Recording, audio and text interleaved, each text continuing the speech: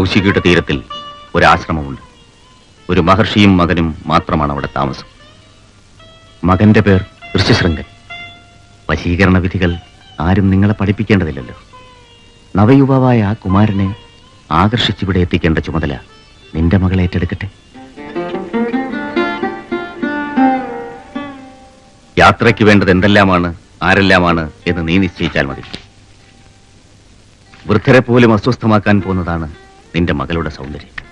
ഒരു 17കാരന്റെ നാടും നഗരവും കാണാത്ത കുമാരന്റെ കാര്യം പിന്നെ പറയണം. മഹാതപസ്വികളായിരിക്കും പിതാവും പുത്രനും അല്ലേ? അവിടുന്ന് പറഞ്ഞു തുടങ്ങിയപ്പോൾ ഏതോ നിസ്സാര കാര്യമാണെന്ന് കരുതി. 16 തികഞ്ഞിട്ടില്ല എന്റെ ഈ പെൺകിടാവിന്. പക്ഷേ അമ്മയുടെ ശിക്ഷണത്തിൽ വളർന്ന മകളുടെ കഴിവിനെപ്പറ്റി ഞങ്ങൾക്ക് സംശയമില്ല.